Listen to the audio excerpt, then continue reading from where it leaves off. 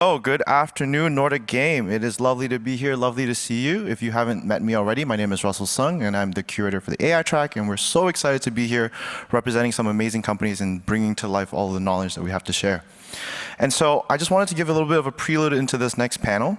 Two things are true about online gaming communities. They can be some of the most passionate spaces on the internet, but they can also be some of the most hostile.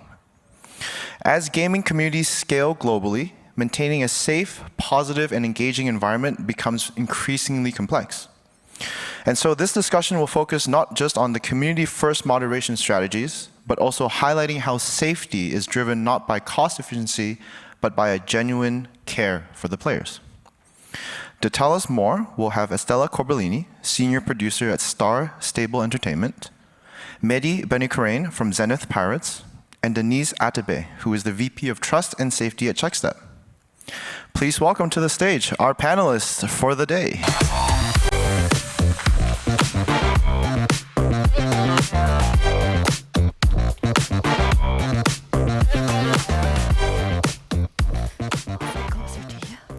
Hello. Hi, everyone. Thank you, Russell, for the intros. I'm really excited to be here today. My name is Deniz. As Russell said, I'm VP of Trust and Safety at Checkstep.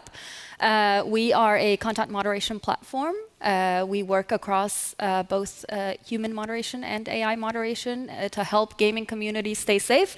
And today I have with me Estela from Star Stable and Mehdi, who is from Zenith Pirates and works with Modulate. So over to you guys to do a quick intro. Yeah. Hello, everyone. My name is Estela. I'm a senior producer at Star Stable. And I've been at Star Stable for 5 years now. I first started as working with multilingual player communication. And then over the past 2 years, I've focused on the in-game chat experience. And my work there is to ensure that our players have a safe and fun environment to enjoy the game and enjoy the chat.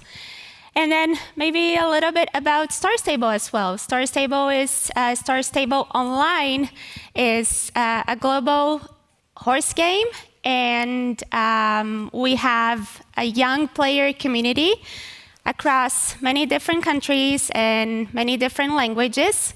And we're actually celebrating now in September our 15th anniversary. So I think that's pretty incredible. And absolutely. Yeah, we're a live game with weekly releases. And we, just like the game, our community keeps evolving as well. So I'm very excited to be here today with Checkstep and Modulate for this panel. Great to have you. Thank you for that. Mehdi, over to you. Thank you so much. Hi, everyone. I'm Mehdi. I run my own consultancy called Zenith Pirates, and I actually work with lots of different providers out there, including Modulate. Modulate, for those of you who are not familiar with the company, is based in Boston, came out of MIT, and started actually as a voice modulation sort of company, but very quickly sort of embraced the fact that moderation was a bit more important than modulation, because effectively safety was becoming an issue out there in the digital world. So Modulate has a tool called ToxMod, which is an online anti-toxicity tool for voice chat in online multiplayer games. So in other words, if players are playing a game and they're talking to one another, what ToxMod does is try to sort of analyze and, catch any offense that might occur. We can talk a bit more about what those could be in the future. But either way, happy to be here. Thank you for having me. Great. So today we're going to focus a lot on, as gaming communities grow and as new technologies come into the player experience, how does that change online behavior? Estela, I know you don't like to use the word AI, but how has AI or automation, increased use of automation, affected the experience? How has that affected online toxicity? And what are some prevention strategies that both of you have used in your past experience? So I'll start off with why does safety matter in the first place? And moderation can sometimes be framed around efficiency or a cost-saving exercise, but being in the industry, we know that it's much more than that, right? So especially for gaming studios, it's about player experience and player retention. It's a big part of that. So Estela, maybe over to you for the first question. How do you define a safe player experience in the context of Star Stable? So for us, I keep saying that it's very important that we follow legal requirements and legal guidelines as a baseline. So it's kind of a twofold experience. We want to follow those guidelines, so COPPA, DSA, and all of that. And then we also want to make sure that we have all the resources to ensure a safe but also fun environment for our players, right? We want them to engage with their peers, with other players, so that they can have fun in-game in that platform, in our platform, and stay in-game. So that's very important for us.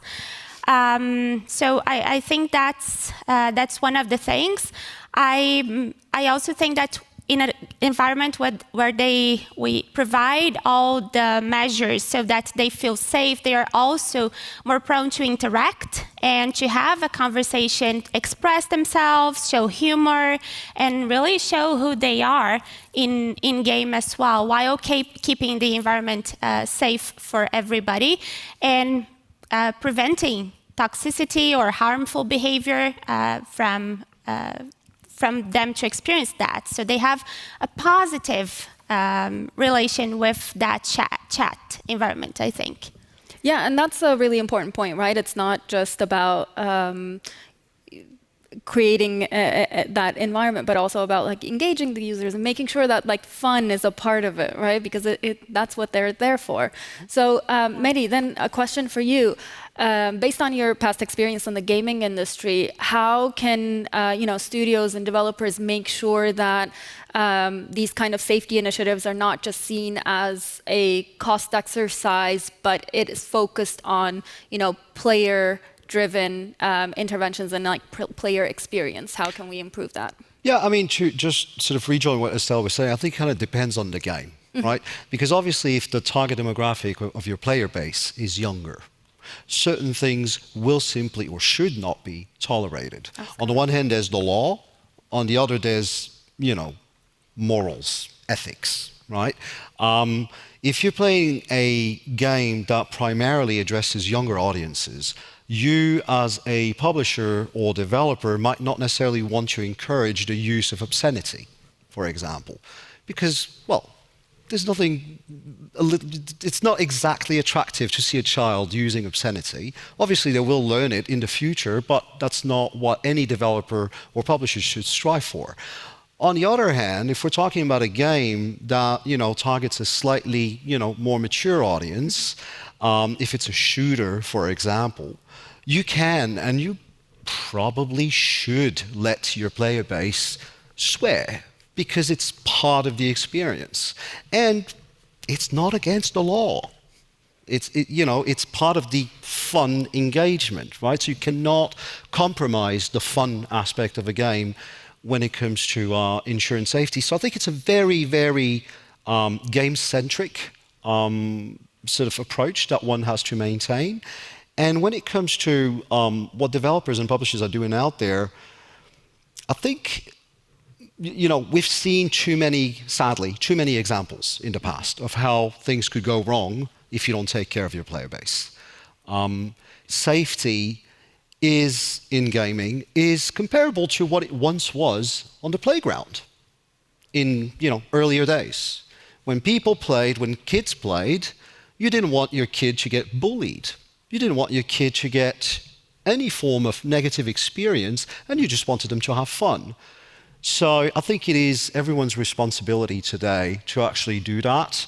And thankfully, there are, so many fantastic tools out there, to actually ensure that, like, check, step, and modulate, and so many more out there. But yeah, so to answer your question, I would say developers and publishers today basically should, in conjunction with all these service providers, talk about what makes sense when it comes to the code of conduct that they want to adopt. because a code of conduct needs to be established in order to make sure that it is compatible for your player base. That's the starting point. And then, of course, there's the law. Yeah, absolutely. That is actually just complementing that. It's actually a very, it's key to have policies that align with your target audience. As I mentioned before in the beginning, we have a very young player base. Yeah. And therefore, we need to cater for those players as well as the older players. So we have to find a good balance between what we allow and what we want to prevent from conversations in games, so that players feel that they have a positive environment that 100%. They want to join and that they want to log into every day, or a few times a week, and that they find that community a community that they belong to. So they create this groups, and it's interesting in our game because we have these 5 different channels in chat, and the channel where players talk the most is a channel we call group chat. And it's basically a group of people, and it's a smaller community that they build in-game and that they go back to every time to enjoy it with their friends. So we try to, with tools and then human talent as well, to make it an environment for them to have that kind of interaction. This is a great segue into my next topic and next question. So as we all agree, it's not a one-size-fits approach when it comes to it. And each game, each platform out there will need to have its own risk tolerance and its own policies and its own community rules. So with the industry, going in this direction, there is the obvious, AI word out there that, we're using for moderation, but also we always advocate for a human in the loop as well. So going through this hybrid moderation approach of using automation and human judgment, Estela, for you, what does that look like at Star Stable? How do you combine your automated detection models with human moderators? And maybe are there any particular wins that you've had by using humans and by using automation? Yeah, for sure. So I do think that we need the technology. We have, in our chat, we have millions of messages going through every month, and it's humanly impossible to have an overview of that with human talent, right? So that's where automated signals come in, and they help us go through all that content and ensure an environment where players want to stay in and chat. For us, so there is the technology. We work with CheckStep for our text chat moderation. And then we have humans in all different stages of this process for moderation. So we have people working on the policies, on the community guidelines, and then we also have people working on the reports we receive from players, so on player feedback, and then also on the day-to-day moderation. We rely on them, on humans and human talent, for the intent, while a tool and technology can do the patterns and the standards and can look at all the big amount of data. We need humans to look at those edge cases and to be there for the nuance across languages. We support in-game 14 languages, and then in our chat, we have at least 14 languages. I say at least because they try to get in with different languages as well, and of course they should, right? It's their preferred language and the ones they feel more comfortable in. But it's with the use of technology that is possible to leverage and to use that technology to make labeling possible and all of that. So it's really a combination. I think it's with technology, we have the car, but then we also need someone driving it. And that's, I think, the setup we have right now. Yeah, no, just to second that, I mean, the sheer volume of data that needs to be reviewed all the time is just impossible to do on a human level. It's just not realistic. And that's where I think, AI can come into play here. And we all know it stands for artificial intelligence. But in this context, it actually accelerates identification, AI, accelerates identification of potential problems. Is it 100% accurate? No, it can't be, at least not yet. It is getting very close. There are some phenomenal technologies out there, particularly when it comes to voice. It's so complex because tone comes into play, silence comes into play, volume fluctuations, velocity, right?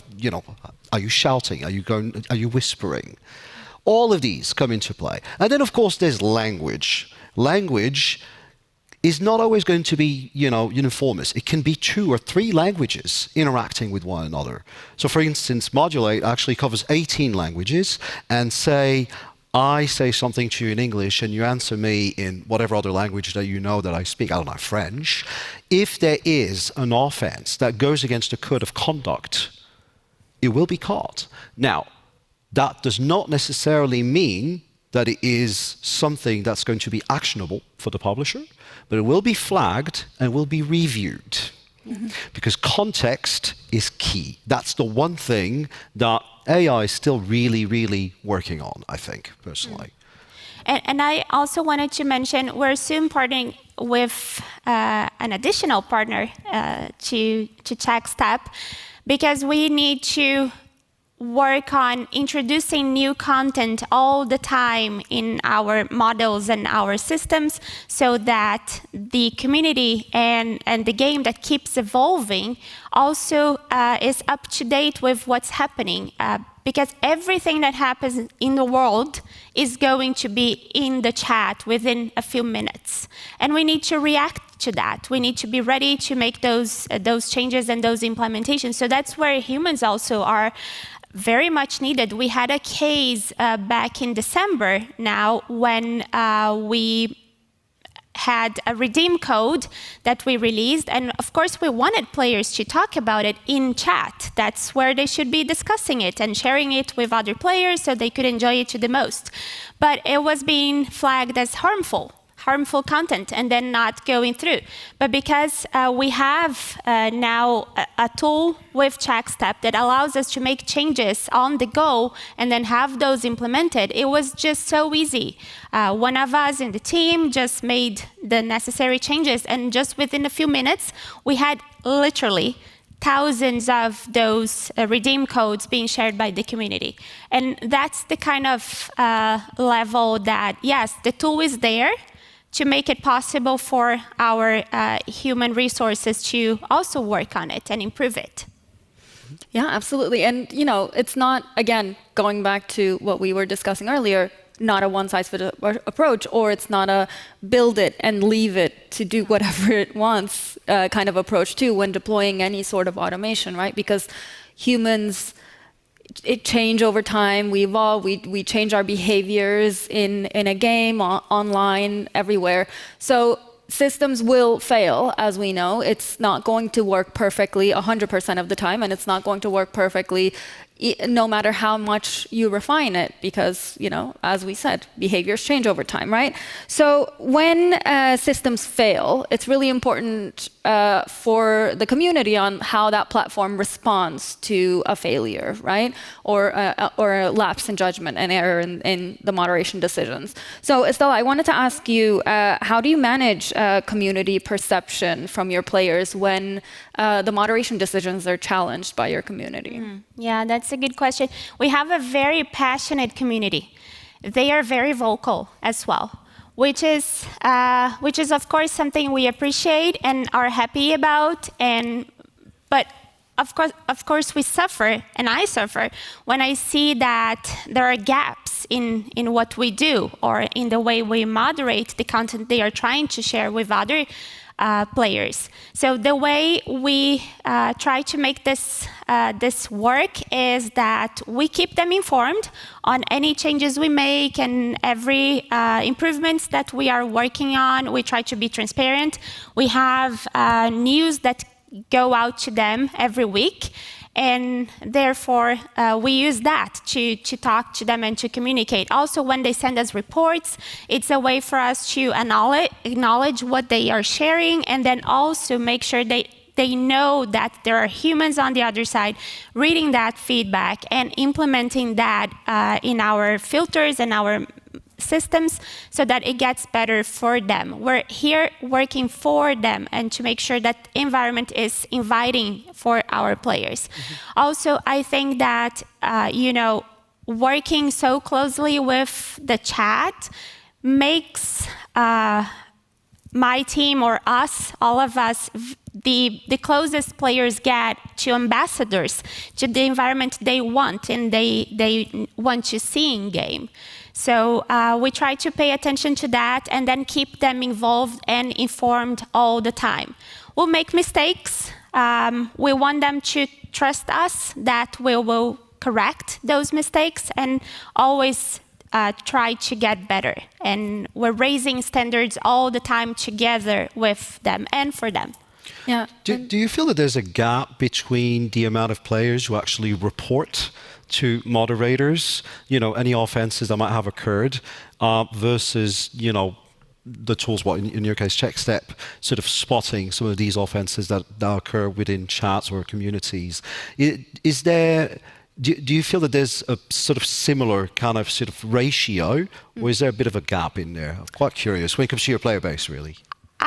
Well, first of all, I think players should report whenever they see something that shouldn't be there or that they don't feel comfortable reading and participating in. But I also think that they are not responsible for those reports, right? They are making that in the aim that we improve the environment for them. Sure. So I think our role in here is to make sure that we follow through those reports and we get back to them and we make improvements, but also that we use that as the baseline to improve even more, to build on that. Sure.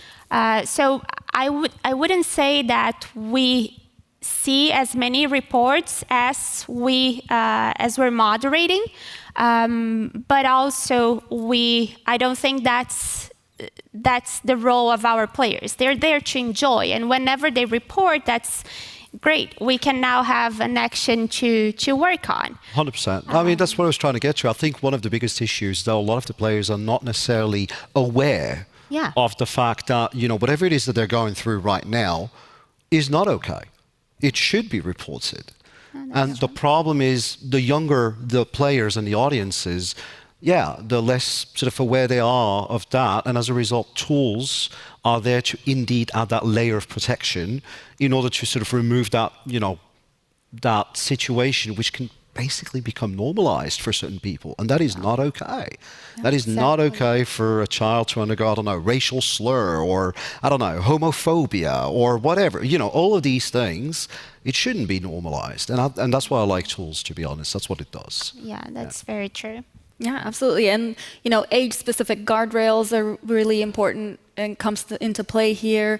I know I'm the moderator here, but based on what I've seen, usually user reports are not the most actionable because it can be for a variety of reasons.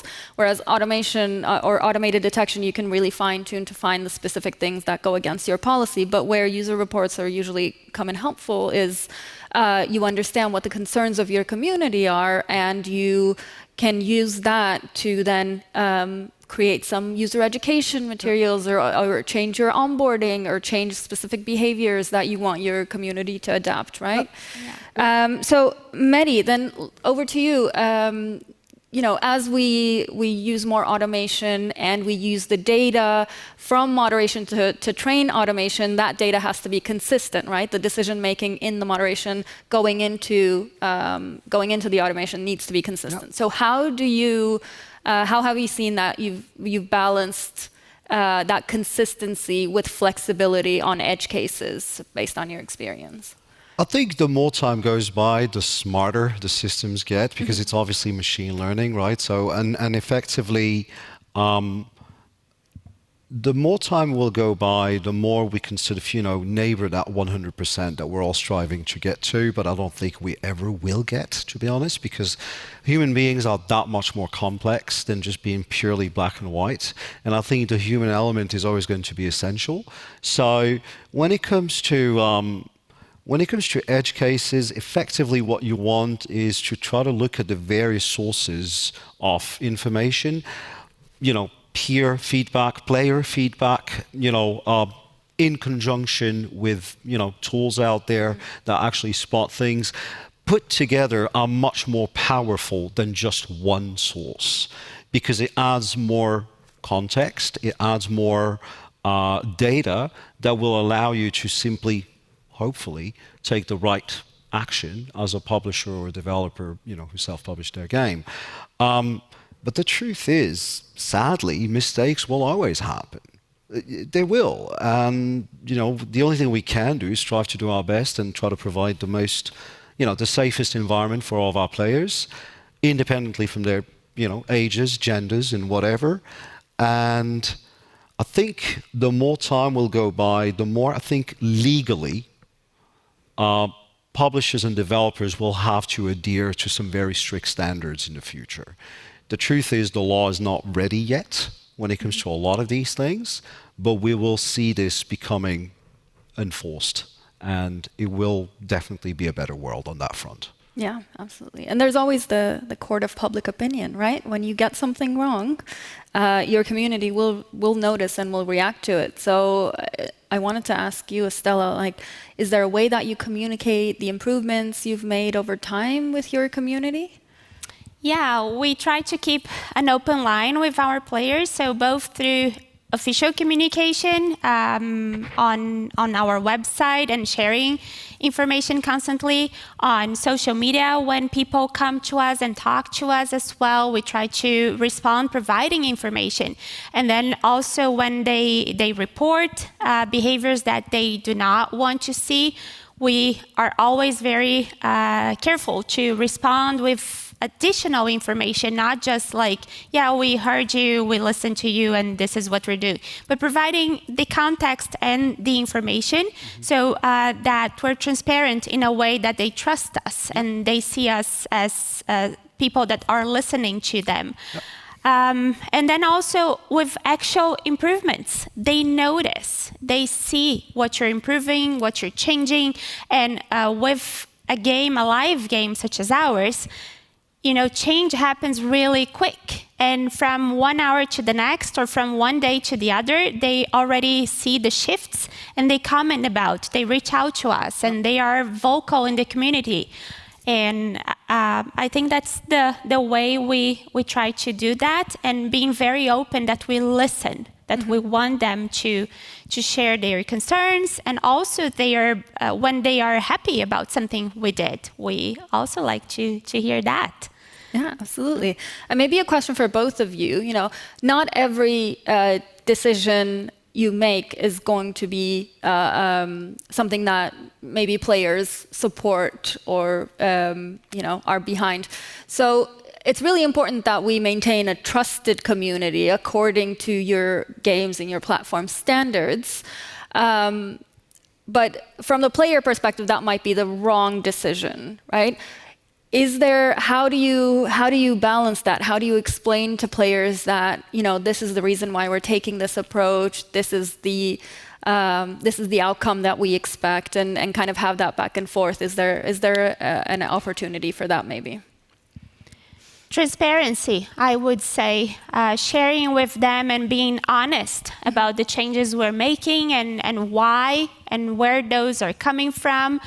Sometimes it's legal requirements, and then we need to do things. And sometimes it's community architecture. We want to build in a direction. We want our community to move into a place where they can freely share about something, but then we're more conservative about another topic. So it's really about being transparent and also being firm about our decisions and consistent with them. So once we've made a decision and that we need that to continue, that we're consistent with that we've decided on. 100%, 100%. I think the one exception, though, for me at least, I would say that if it's inflicted by other players in certain settings, depending on the games, depending on the context, the truth is, if there's going to be a complaint, it's going to be about so-called injustice that might have occurred, right? And that injustice can be anywhere from a temporary ban or a warning to a, sort of definitive ban. Obviously, if it's a criminal offense, then the authorities are contacted, right? Now, when it comes to these sorts of players, to be honest, as a game publisher or developer, even if it means one or less, one less player, you don't want them in your community. So, because the rest of the community will be safer without them. And when Call of Duty used ToxMod for Modulate, my God, it's public information. It's there's a white paper. Everything's published. It's online.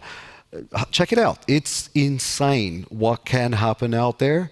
And the truth is, I think it is your responsibility as a publisher to just really maintain the greater good. Yeah. And yeah, if somebody is upset because in their mind they didn't mean it that way, yeah, fine. But then others have perceived it that way. And you know what? Your freedom ends where theirs starts. That's the bottom line, I think. And I think that's why it's so important to have clear policies as well that you can stand for and that you are going to require the community to adhere to, because that's what you go back to. So you don't change the reasoning, you don't change the rules of the game in the middle of the game, you just stick to your policies. And this is here, this is what we expect this communication to be and these interactions to be like. Yeah, absolutely. And, as technology continues to evolve, as AI continues to evolve, player expectations evolve with that, 100%. So to future-proof player safety, let's talk a little bit about, how does this approach need to change over time? And I know we don't have a crystal ball and everything changes in the blink of an eye, but do you have any thoughts on what the ideal, automation versus human-in-the-loop balance look like over the next 3 to 5 years? I mean, I hate to be that guy, but I was just going to say it is quite evident that human involvement is going to decrease over time. It is quite evident. But I am fairly confident it will never disappear because we're that much more complex, I think, than any machine can possibly sort of suss out, I would say. But I don't know if you feel differently. I feel the same. I think technology will evolve. We'll have access to more data, and data will be better and more consistent. We're going to have transparency over a lot of things that nowadays we don't have access to yet. But I still think that the player community and the player voice, that part will not change, and we'll still pay attention to that. And also, the role humans play will evolve, but I don't think it will be removed from this picture. Oh. I think there is a lot of nuance and a lot of intent that tools and technology do not catch yet. As you mentioned with voice, that it analyzes how, if you're screaming, if you're reacting quickly, and all of that. That's already happening. Exactly. That's already happening. So in text, for example, we look at context, and oftentimes we get it wrong. And it's not what people meant. We have cases in our game. People are talking about horses or competing and doing dressage exercises and everything, and then they try to use words related to that context. And sometimes we see them as violating, and they're not. So there is still a lot to go. I think we're going to evolve a lot, but I do think that we're going to still see that player input. And also standards raise, and I think our goal is to raise those standards together with our players. And to keep following on in terms of scale and latency, technology is still playing plays a very key role to that as well. Yeah, definitely. So I like to end the panel with a final question. This conference is going on for a few days. A lot of people here are attending multiple sessions, so things might not stick from every session. If there was one thing that you would like them to take away from this panel, what would that be? I think one thing I try to always think about is that moderation is not only about policing and avoiding harmful content. It's also about ensuring you create an environment where players want to take part in and where they want to build this communities and be part of those and be able to express themselves and then feel safe and have fun doing that. So those things are very, very important for us. And I think that's something that really guides everything I do with our chat feature at Star Stable. Amazing, a true community approach. Yes. Great. Mehdi? Yeah, I mean, on our end at Modulate, we focus more on the voice chat side of things rather than communities. But I think things have become very sophisticated out there in the digital world. If we're talking about safety, it's a horrible thing to say, but predators have become very sophisticated and very creative when it comes to what to do in order to, get whatever it is that they're after. And, I think tools such as, tools for moderation, whether it's voice or text, are essential in order to try to really sort of in near real time flag these possible threats. Let me give you an example. Voice modulation, where people can pretend to be somebody else, has become run-of-the-mill technology out there. I don't want to dwell too much into this, but a sexual predator can pretend to be 7 years old. And that is scary. As a parent, that horrifies me. And to have tools out there that can basically spot these inconsistencies in human speech, in addition to, variations of volume and tone and silence and all that sort of jazz, I think, to be honest, is refreshing to me because I can, trust that, players, my children included, will be safe out there. And with all that, I still tell them, if somebody engages with you and you don't know them, you come and tell me and show me right now.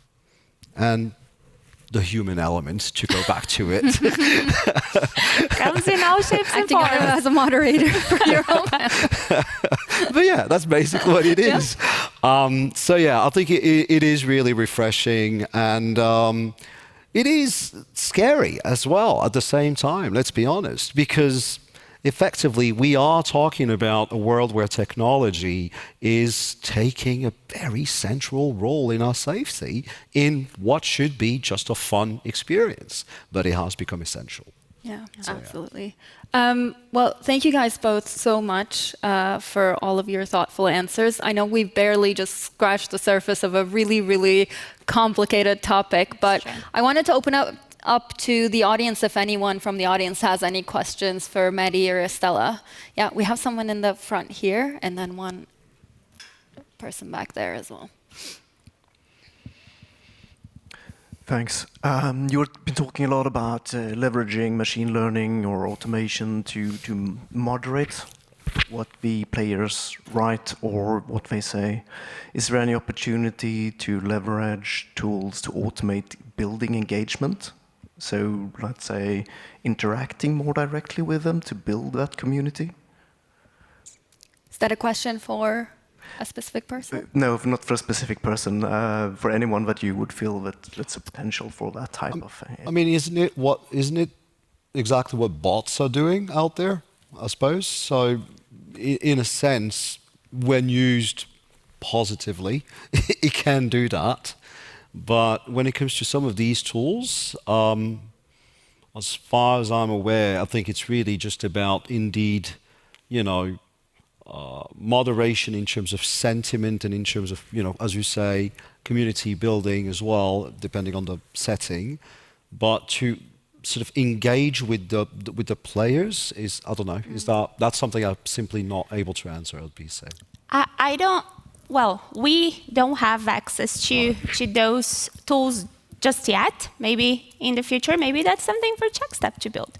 But what I do see is that when you provide an environment, a game or a chat that players feel safe to be in, they engage more, they stay longer in game. And also by using technology to filter out and to do the bulk of moderation, you also free up human talent, for example, to build those interactions.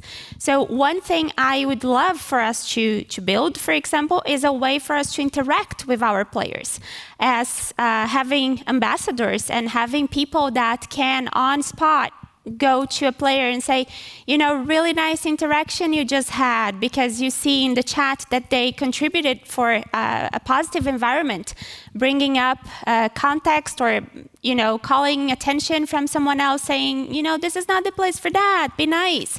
And I would love to be able to engage with players in that way. So while maybe technology is not there yet, I think it helps us free up resources and human talent to do that instead. Yeah, I absolutely agree with you, Estela. And I don't think those are maybe separate things. Maybe in the context of moderation, we think about it as a different thing.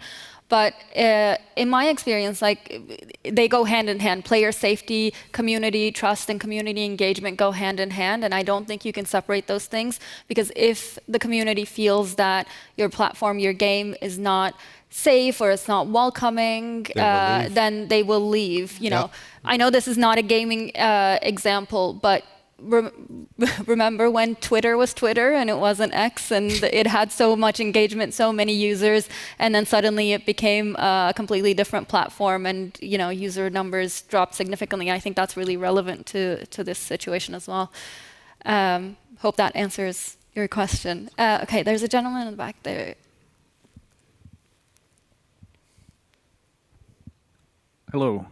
First of all, thank you for investing your time and energy into this, because this is something that concerns me a lot. I've worked with communities for about 10 years, and some of this stuff that you're bringing up is definitely something in the online communities that has to be automated, especially the voice part, because that tends to fall out of most tools that we have. Because it's like in a lot of multiplayer games, you see toxicity in voice over IP interactions, for example, and it's very difficult to catch because there's a lot of subtext, and like you said before, people are quite smart about how to fool the algorithms and the methodology, so to speak. Yeah. What I wanted to ask is when you start seeing people adapting to these systems to avoid the detection, because there's a lot of subtext, a lot of ways to try to circumvent the tools. And obviously, like we said, we can't get to 100%. But you get to a point where you start to maybe find where people use language in ways that is vague or subtle, but human beings can easily understand what is said. It's like if someone is threatening someone, for example. Yeah. How can this can automation treat this? Because this is what I would say is one of the most difficult things. Yeah. So as far as TalkSmart goes, it has been built on multiple sort of variables that are being looked at. We spoke about tone, we spoke about language used, we spoke about, volume, we spoke about context we didn't talk about. What it does as well is analyze the context. Now, needless to say, as you say, there is a certain level of creativity that can be seen on a daily basis. But because the system is constantly learning, it evolves with it. But that is also why there has to be a mechanism where players can report players so that it can add a bit more context to be fed onto the algorithm so that it gets to actually spot these things in the future. Right now, I can't remember the exact percentage, but we're looking at, I think, 99 point something percentage detection, which is pretty good. I don't think we will ever reach 100, because effectively, by definition, it'll constantly fluctuate and change, as you said, new methods and tactics and whatever. But it is already happening. And the irony is, just to go back to what you were saying, it is in everyone's interest, even though it's an added cost center for developers and publishers, the fact that they create this safe environment helps them retain their players. If you're in an unsafe environment, you're going to leave. Or, God forbid, you're going to, get harmed or engage in self-harm. That is horrible. So, yeah, I think it's in everyone's interest, and that's why it's happening every day. Yeah, thank you. Sorry, we ran out of time for questions. I have that screen yelling at me. So, although we would love to stay and talk player safety all day here, unfortunately we can't. But feel free to find us outside on the conference floor. And thank you, Mehdi, and thank you, Estela, so much for sharing your wisdom with everyone today. Thank you and thank you all us. for joining. Thank you. Thank you.